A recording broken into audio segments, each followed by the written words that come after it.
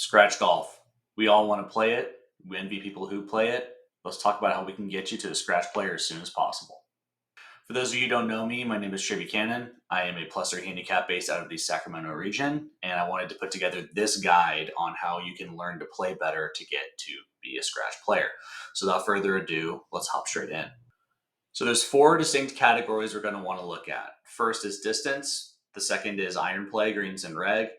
The third is putting, and the fourth is bogey and double avoidance. So without further ado, let's talk about the first one, which is distance. So on average, according to Shot Scope, the average distance off the tee for a scratch player is 285 versus a 10 handicap is 260. Well, what does that mean?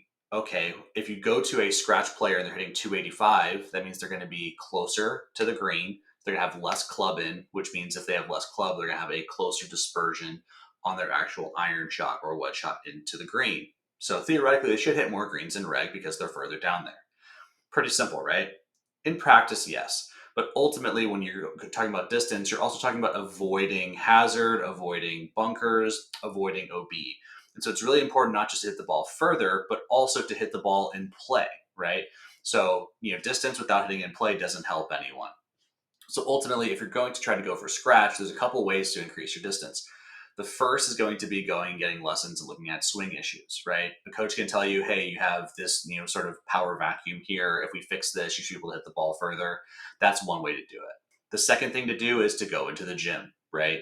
Golf fitness is really important these days. Everyone is doing it at a high level. And so if you want to go and hit the ball further, going and doing some strength training can definitely help you there. The people that I would like you to follow for that are Fit for Golf on Instagram and Twitter. Irish Mike, if you're familiar with the Chasing Scratch podcast, he has a great app and a great overview on strength training and how to hit the ball further. The third piece is going to be actually harnessing the power and the strength that you have and putting it into your golf swing. Now, there's a couple ways to do that. The first is going to be the expression of speed through movement. So that's going to be, your med ball slams, your rotational work, all of that, which is expressing speed and moving quicker after you've done some strength training. The second thing you could do is go and invest in the stack system. The stack system was created by Sasha McKenzie, and it's a way for you to be able to take what you have now and be able to express that speed in a more helpful way than previous. So you can take whatever your raw swing is now and add some yardage quickly via club head speed. Now, if you do all of these 3 things at the same time, theoretically you should see the largest gain. But for most people, if you have limited time, the fitness piece is going to be huge. And that's easy to do at home: push-ups, pull-ups, sit-ups, the basic stuff.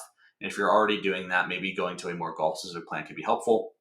And then investing in the stack. The stack is going to be probably the easiest way that people will see speed immediately in their golf swing. But all of those things should lead to more club speed, which leads to hitting the ball further, which leads to tire dispersion on your shorter clubs into the hole. Okay, so the next category that's going to be important is approach play. Now, the difference between a 10 handicap and a scratch golfer is pretty distinct in terms of the greens and reg hit. For a 10 handicap, they hit 32% of greens and reg. For a scratch golfer, according to Shot Scope, they're hitting 59%. Pretty big divide, right? Well, how are they hitting more greens and reg? Well, it's a couple of different things. First, the scratch players are hitting it further, meaning they have less club in, meaning it's easier for them to have a tighter dispersion to hit the greens. So distance plays an important factor there.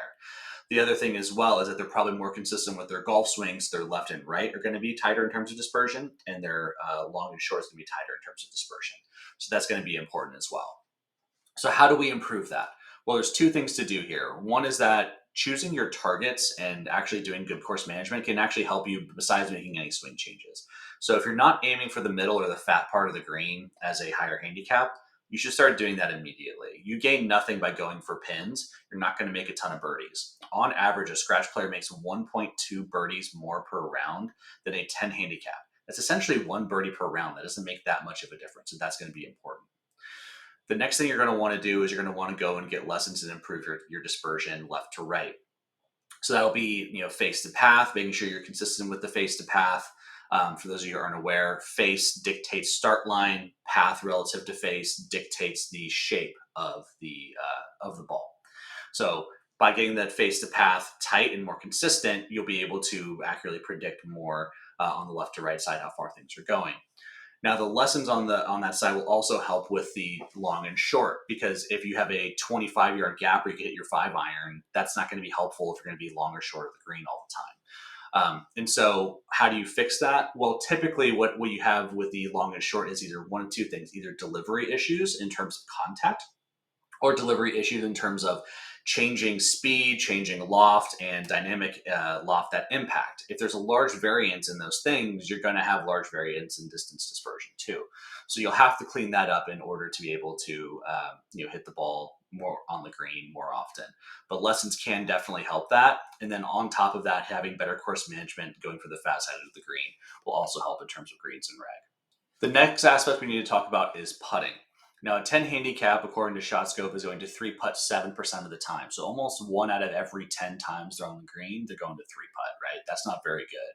Now, with a scratch player, that drops down from 7% to 3%. So a massive difference in three putt avoidance. So that it plays a huge factor there. Now, why does the three putt avoidance go down? Well, if you're hitting it more on the green and you're hitting it closer to the pin, you're going to have less likelihood of actually three putting because you're going to have closer putts from the first putt in the first place. But as well as most scratch players are really good at distance control with putting, right? The most important part of putting is distance control. Obviously, if you completely misread something, that's going to play an impact, but the speed of the first putt is going to dictate the length of the second putt. And so you need to work on your speed putting in order to become a better putter and drop those scores. Well, how do we improve our speed putting? So two of my favorite drills, and you can Google these or YouTube these. The first one is the leapfrog drill that Maverick McNeely uses. There's a YouTube video that he did for KPMG. It's like 2 or 3 minutes long. It's a great drill for learning how to learn how to control your speed on putting greens. The other thing is you can look at the Scott Fawcett version on Decade. That's the one that I use the majority of the time. It's pretty much a similar drill to that, just with a little bit different kind of a structure. But both of those drills are very good at learning to control speed on the greens. Now, when you go to a new golf course or a golf course where they've changed the speed of their greens, I prioritize that whenever I go to those golf courses because I know that if I don't have good speed control, my scores will go up because if I have 2 or 3 three putts around, that's probably a bogey or two, right? And the whole goal of becoming scratch is not hitting more birdies necessarily, but bogey avoidance and speed putting and learning to not three putt will play a massive impact there. So go to the putting green, work on speed. That's going to be way more important than anything else. If you have good speed control in the putting green, you're going to have a real low likelihood of actually three putting. Now let's talk about scoring and course management. So the difference between a 0 handicap and a 10 handicap in terms of bogeys. The 10 handicap is going to have on average 7.2 bogeys per round. The scratch golfer is going to have 3.8 bogeys per round according to ShotScope. That's almost a cut of 50% of the total number of bogeys per round, right? Now, the more interesting statistic to me is the number of doubles. The number of doubles a 10 handicap is going to have per round is 2.8 on average. The amount of doubles a scratch handicap is going to have is 0.3. Massive, massive difference in the amount of doubles. Now, that's important because a bogey won't kill you in a round. People make bogeys, pros make bogeys. It happens, right? Obviously, we want to avoid as many as possible, but what we really want to avoid is doubles, triples, etc. So how do we do that in practice? Well, ultimately, hitting the ball further, hitting the more greens and reg can help us to avoid bogeys, but to avoid doubles, what we need to do is a couple of different things. The first is when you hit the ball in trouble, just take an out, right? You don't need to go for the hero shot. Put it back in play, give yourself a chance of hitting, getting up and down from 90 yards, 50 yards, 40 yards, or if you don't get up and down, at least that's a bogey, right? But what you want to avoid is compounding your errors. So going from the tree to hitting another tree to being in the rough and being in the bunker and just compounding those mistakes. If you compound those mistakes, it's going to lead to doubles or worse. So let's avoid that. What that looks like next to the green is avoid double chipping, right? If you're short-sided on the green, hit that chip to 15 to 20 feet and just accept that you'll have a look at it for par, but then you might just two-putt and you might bogey and walk away with it. If you're not good enough, going for those pins and going for those shots can actually end up hurting you because if you hit 2 chips in a row, the likelihood of you doubling goes up dramatically. So you got to avoid those double chips as well. So avoid the hero shots, avoid the double chips, take your medicine and walk away. That's the easiest way to drop your amount of total doubles. The bogeys, on the other hand, is going to be just some of the stuff we talked about. Hitting the ball further, more greens and reg, speed putting. All those basic things should lead to a net decrease in overall bogeys per round. So hopefully that helps you in terms of the scoring aspect. Okay, let's summarize what we learned today, right? So we learned on average that the scratch player is hitting it 25 yards further with their driver, leading to closer approach shots, leading to better dispersion. So that's the first thing. So we got to increase our driver distance.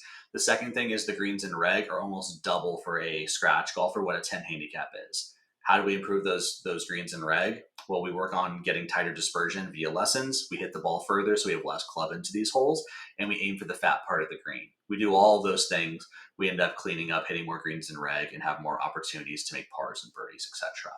The third thing we learned about is putting, right? We're trying to avoid three putts. The easiest way to avoid three putts is to work on speed. Look at the Maverick McNeely speed putting drill he did with KPMG, or the Scott Fawcett version of the speed putting drill as well. Those two things will help you to dial in your speed very quickly. And the final thing, double and bogey avoidance. Don't go for the hero shots. Try not to double chip. Don't put yourself in trouble, and don't compound your errors. That will get rid of the doubles. And then everything we just talked about, speed, distance, greens and reg, all those things will help you to avoid bogeys. Because ultimately, the easiest way to get from a 10 or a 20 handicap all the way to scratch is not hitting more birdies. It's making less bogeys. If you like this video, leave a like, subscribe if you want more. Happy to comment with you as well in the comments, and I'll see you in the next video.